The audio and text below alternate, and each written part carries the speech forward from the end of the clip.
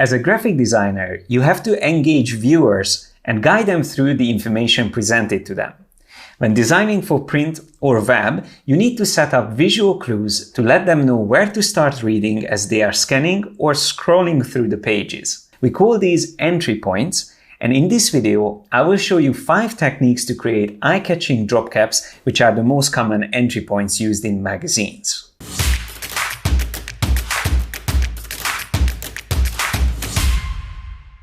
The first technique is really simple. All you need is a separate text frame with the first letter of the first paragraph, and then increase the size as big as you want. I'm using Command or Control Shift drag, and then align the text where I want it.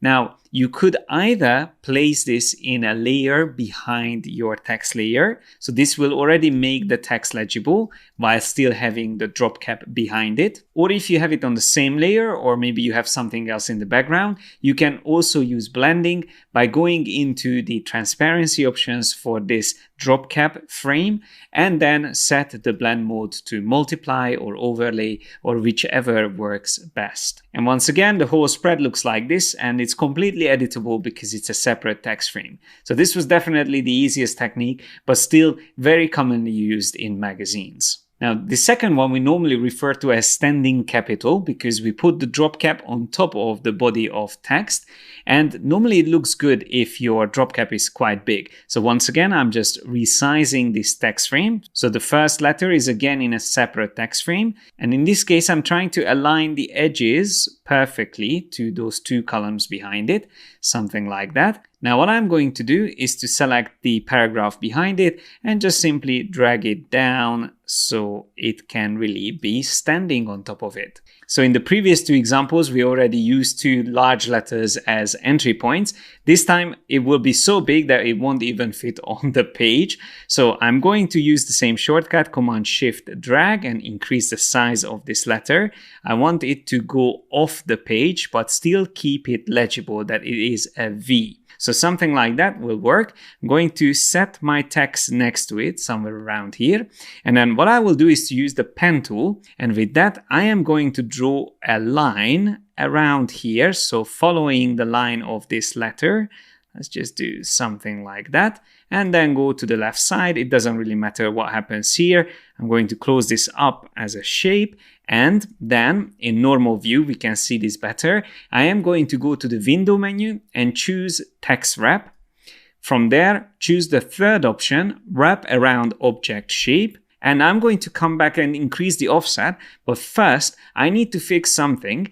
Because I'm using text wrap, both the body copy on the right and that large capital letter on the left are going to be affected by it. And it means that the big letter on the left disappeared.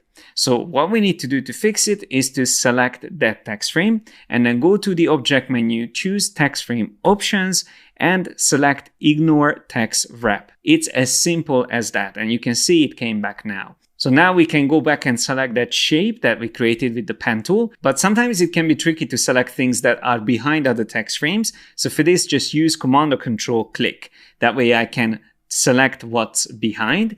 And now that it's selected, I can add the offset that I wanted to use and set it up to something around this. Now let's take a closer look at this. If I press W, I can go back to normal view, and I think it looks quite nice. There's 2 more techniques I'm going to show you in this tutorial, but now we will start combining Photoshop and InDesign. And I would love to know which of these techniques was your favorite. And if you're inspired to create something based on these techniques that I'm showing you and you're sharing it, please use the hashtag #YesI'mADesigner so we can feature your work on our channels. Here we are in Photoshop, and this example might be familiar to those who watched our 365 Days of Creativity series. If you missed out, you can find the link in the description below. Essentially, this is a simple letter with clipping mask used on it. So we have an image that's clipped onto this text in Photoshop. The text itself has also an inner shadow that creates that little bit of depth around it, as you can see it. And then the same image is duplicated and then with a layer mask showing only a couple of details around the edges. So those little leaves coming out around the edges is basically what you see thanks to this layer. So if I just turn that on and have all the others off, this is how it looks.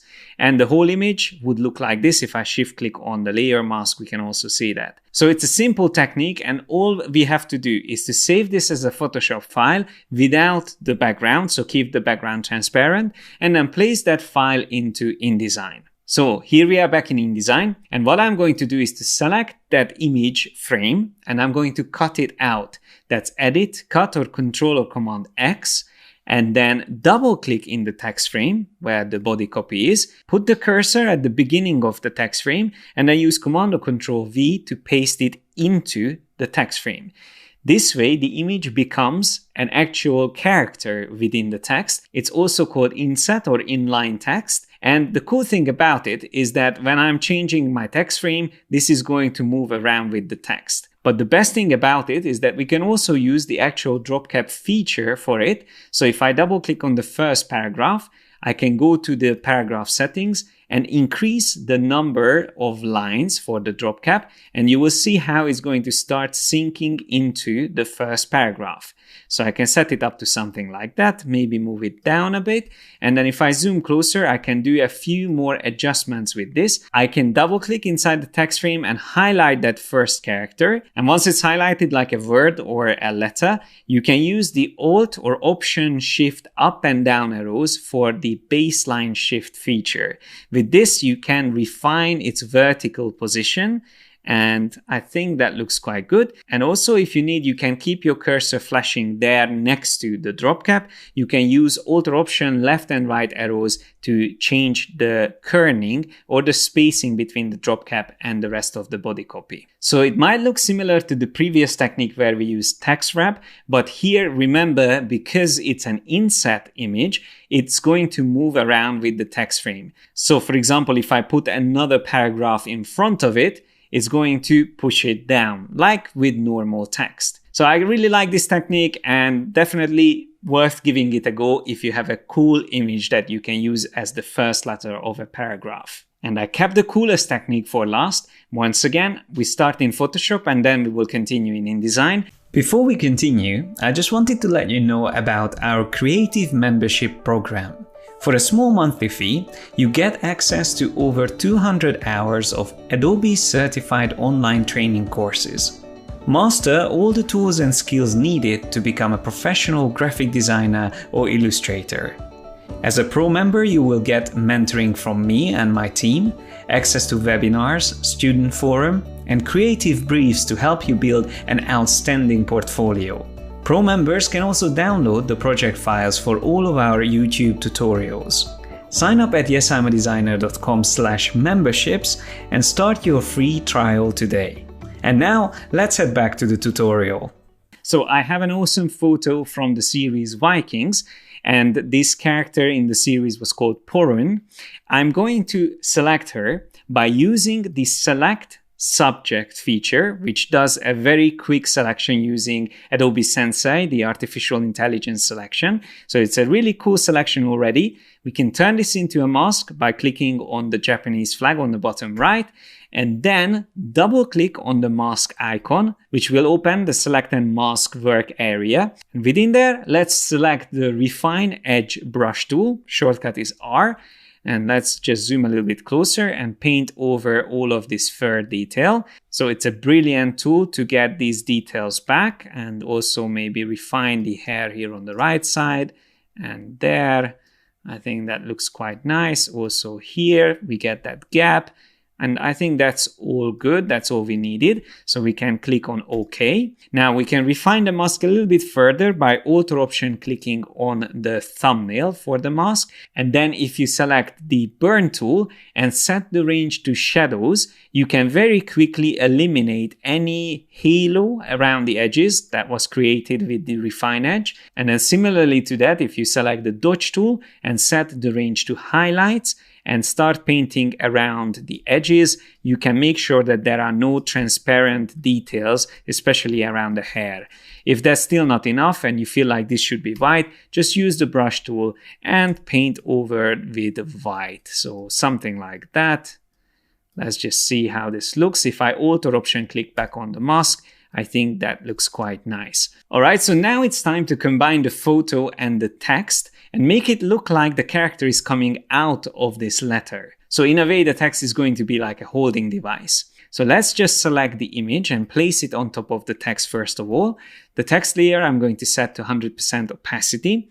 And what we will do is to add another mask on this layer by creating a group for it. That's Command or Control G. And on that group, I will add the mask. I like to keep my mask separate. So the first one was just simply for isolating it from the background. The second one is specifically to align it with the composition. So I'm going to use the brush tool and I'm just going to very quickly brush over these details here, which I definitely don't want to see. Something like that. And then I'm going to create a quick selection of my text layer by Command or Control clicking on the thumbnail of the text layer. This way I can delete those details that overlap the text. So something like this, and go around here, probably hide these details as well. Okay.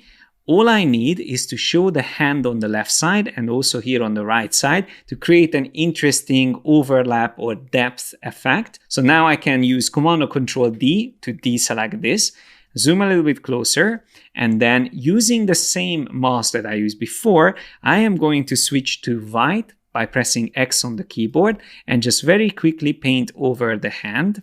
Yeah, something like that. And all I have to do now is to refine this selection. I normally would create a path as well with the pen tool and then draw around that. But here on this side, I'm just going to use the brush tool and just very quickly paint over it. So something like that. I'm not spending too much time refining it because you will get the idea. So I think that looks quite nice. So without the masking, obviously it was like this. And with that additional mask, now it looks like that. But we need to fix the other arm here. So once again, I'm going to use the brush tool, switch to white by pressing X and reveal the hand. Okay, so there's the hand.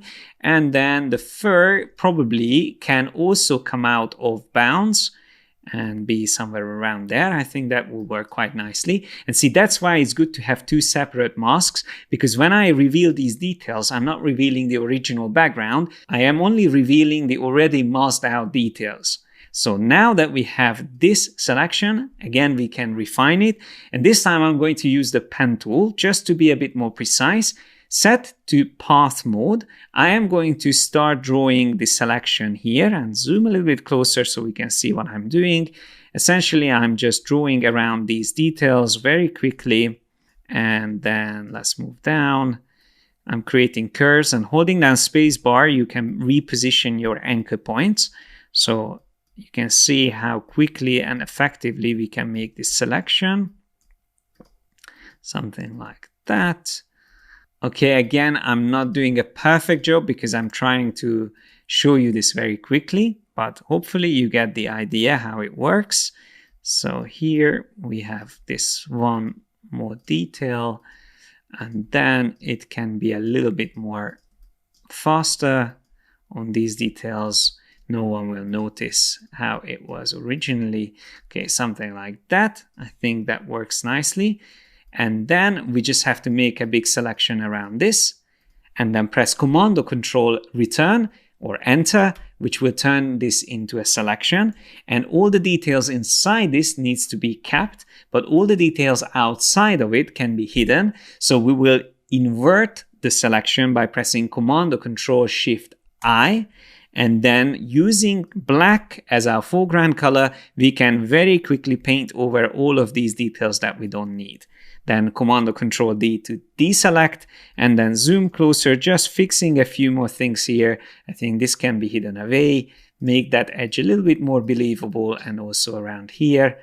I think something like that tidies it up nicely. Okay, so let's zoom out and take a look. I think it looks quite nice. That was before and after. And once again, like before, I'm going to save this as a Photoshop file without the background. So keep the background completely transparent. And then let's place this into our InDesign composition. Here it is, and it already looks badass, but what I'm going to do is to increase the size a bit, and we can combine the techniques we've learned. So we can also use the text wrap, probably around here. If we go to Window, Text Wrap, and then turn on the same feature we used before. And in this case, because it's a Photoshop file, we have to also make sure it uses the alpha channel, which is based on the masks that we created. And then let's not forget about the offset, which we used before as well, something like that. So let's take a look at this in full screen. I think that looks awesome. Maybe one last thing that I would add is a drop shadow on the letter. So if you are in InDesign and you want to go back and make changes to your Photoshop composition, you can just hold down the Alt or Option key and double click on it. That goes back into Photoshop. And there, what we can do is to add an additional layer above the text, clip it onto it by holding down again Alt or Option and click. That creates the clipping mask, and then use the brush tool and maybe select the same color that you used on the text, but set the blend mode of this layer to multiply.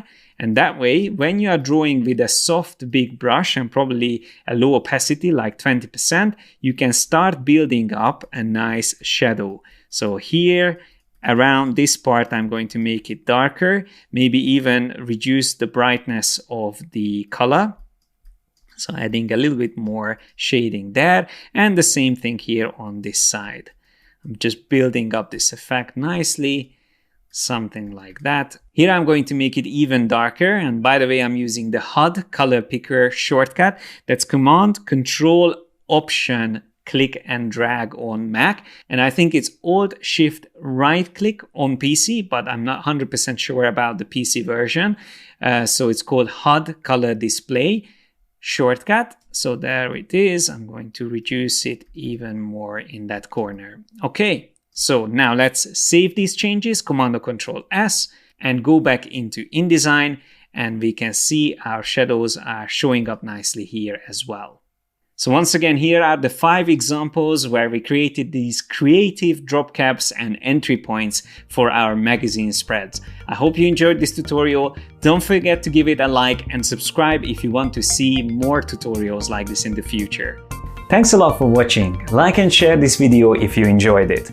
Don't forget to subscribe and hit the bell icon to get notified whenever we release new videos. Click on the link on my right and start your membership today to get access to over 200 hours of training courses and personal mentoring by me and my team of creative professionals. Have fun learning, guys, and I will see you in the next one.